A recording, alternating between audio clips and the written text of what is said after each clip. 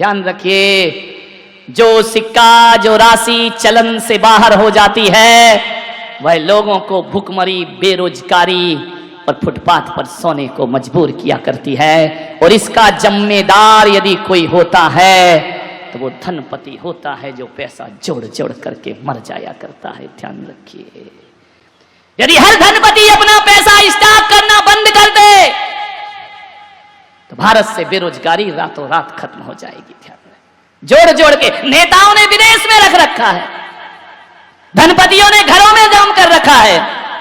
रुकेगा, गरीबी बढ़ेगी, भुखमरी बढ़ेगी, बेरोजगारी बढ़ेगी। इसलिए महावीर बड़े गहरे दार्शनिक हुए। महावीर जैसा वैज्ञानिक कोई ना हुआ। उन्होंने कहा कि नहीं, हत्यारा तो एक को मारेगा, लेकिन गड़ा के रखने वाला हजारों लोगों की मौत में कारण बनता है, सैकड़ों की मौत में कारण बनता है। इसलिए परिग्रह सबसे बड़ा पाप हुआ, सबसे बड़ा पाप है परिग्रह। एक चोर कितने घर की चोरी करेगा? एक घर की, दो घर की, बैंक लूटेगा। लेकिन तुमने 1 रुपया गड़ा रखा है तो 125 करोड़ की अरमानों को दफन कर दिया है। तो सबसे बड़ा पाप ही। एक सेठ था, बड़ा कंजूस, मक्खी चूस, कभी दान पुण्य नहीं करता। एक दिन वो मेरी सभा में आके बैठ गया। कहां बैठा? कंजूसों की जगह तो गेट के पास ही होती है, जूते चप्पल रखे वहां आके बैठे। करोड़ों रुपए, अरबों कमाए। सारा मोहल्ला गाली देता कि खट कंजूस, महाराज है तो बड़ा पैसे वाला, लेकिन जिगर और गुर्दा इतना सा है। हर आदमी का गुर्दा इतना ही होता है, ज्यादा थोड़ी होता है। दिल बड़ा नहीं है, पैसा नहीं निकलता इससे। पूजा करता था, भक्ति करता था, दान नहीं करता था, पीछे बैठा।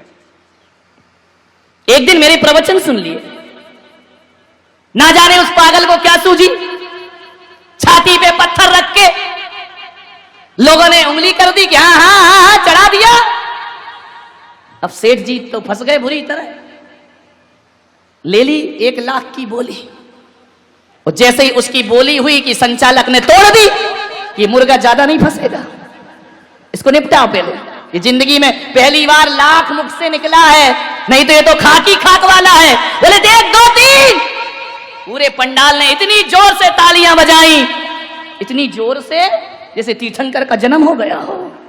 इतने खुश हुए, बहुत तालियां बजी। बोला अरे भाई आइए, सेठ जी आइए। स्टेज पे आए, माला पहनाई। उसने कहा महाराज 1 मिनट माइक दोगे? मैंने कहा दूंगा। बोले आपसे शिकायत है। मैंने कहा करो, परवाह नहीं। बोले महाराज ये बोली मैंने ली नहीं है, मैं तो ये देख रहा था कि तुम्हारी सभा में भी गरीब और अमीर का भेद रहता है। मैं 8 दिन से प्रवचन में आ रहा हूं, किसी ने मेरी तरफ पलट के नहीं देखा। किसी ने ये नहीं कहा कि सेठ जी वहां क्यों बैठे हो। और आज लाख रुपया दिया और इधर आ गया स्टेज पे। ये माला, ये पगड़ी, अरे तुम्हारा तो धर्म का दरबार है, तुम तो बाबा बैरागी हो, अरे बीतरागी संत।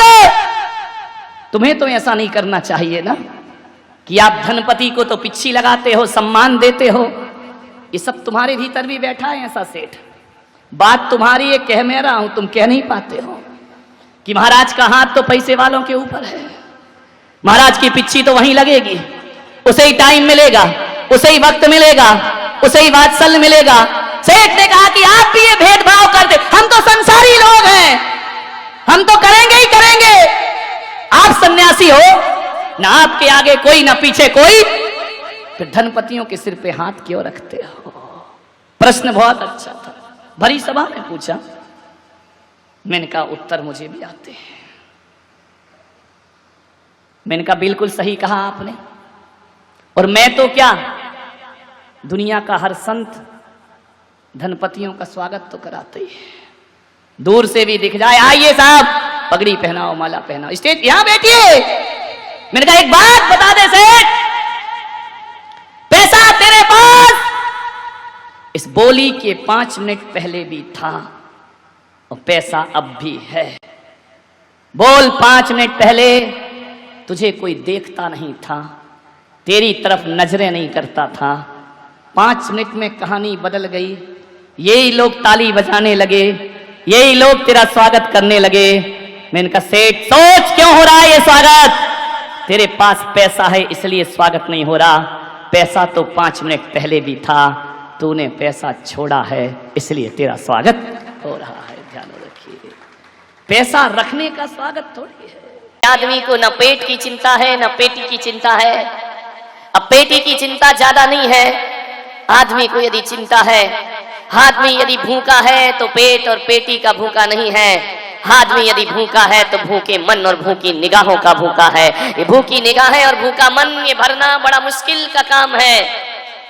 सारी दुनिया की दौलत पाने के बाद भी मन भूखा का भूखा रहता है, मन कभी भरता नहीं है। एक फकीर को एक सिक्का मिला चांदी का। वह सिक्का लेकर एक संत के पास पहुंचा। फकीर ने उस संत से कहा कि यह सिक्का मिला है, मेरे किसी काम का नहीं है। तो संत ने कहा एक काम कर, जो दुनिया का सबसे बड़ा सम्राट हो उसको यह सिक्का दे देना। दुनिया का सबसे बड़ा सम्राट?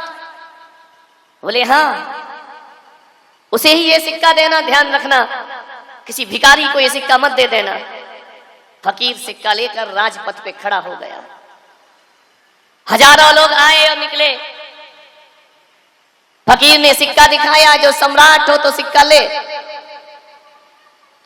कहते हैं थोड़ी ही देर बाद उस राजपथ पर एक रथ निकला, रथ पर सम्राट है।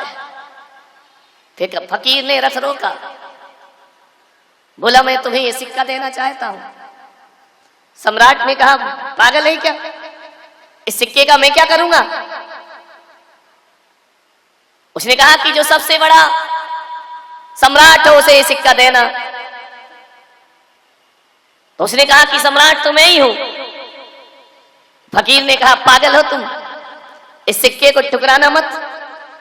ये सिक्का ठुकरा दिया तो ध्यान रखना सम्राट पना खत्म हो जाएगा तुम्हारा। रथ से उतरा, दामन फैलाया, डाल मेरे दामन में ये सिक्का। फकीर ने कहा पहले पता तो करूं कि तू सम्राट है या नहीं है।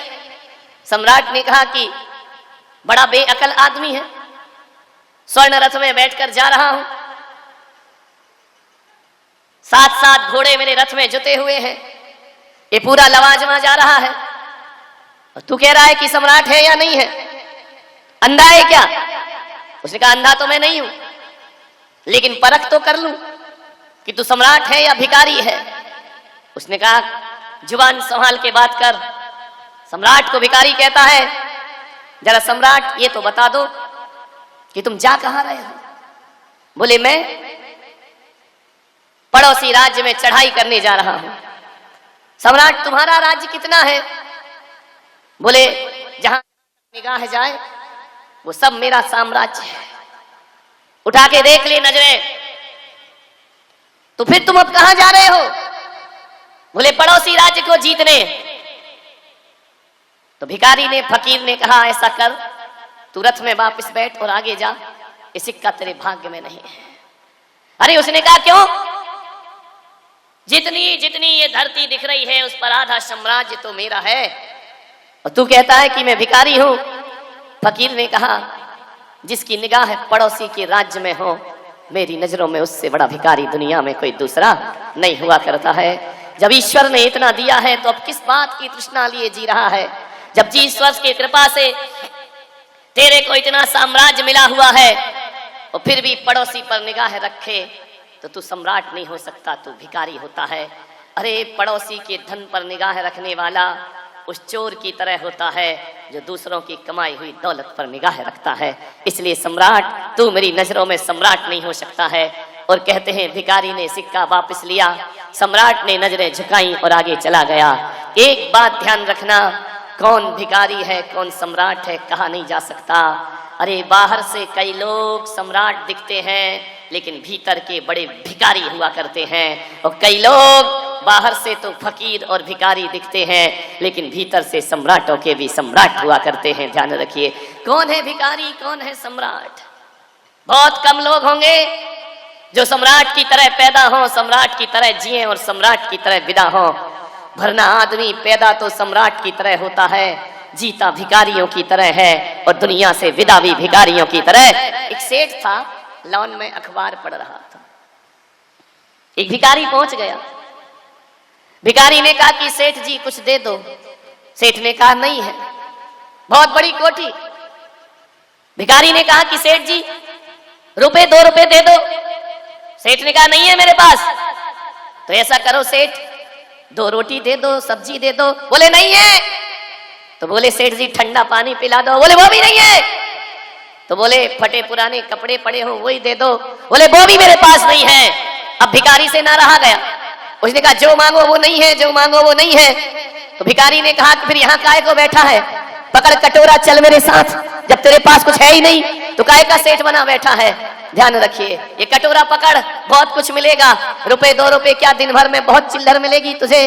सब कुछ होने के बाद भी मुंह से ना निकले तो ध्यान रखना, बाहर का सम्राट है लेकिन भीतर का बहुत बड़ा भिखारी हुआ करता है वो इंसान। और जैन संतों का जीवन देखना, उनके तन पे कपड़े भी नहीं होते हैं, कल की रोटी की व्यवस्था भी नहीं होती है। विचार करिए, जिनके पास ना रहने को मकान होता है, ना सोने को बिस्तर हुआ करते हैं, ऐसा नंगा फकीर बाहर से भिखारी दिखता है लेकिन भीतर से सम्राटों का भी सम्राट हुआ करता है। कौन होता है सम्राट, कौन होता है भिखारी? विचार करिए।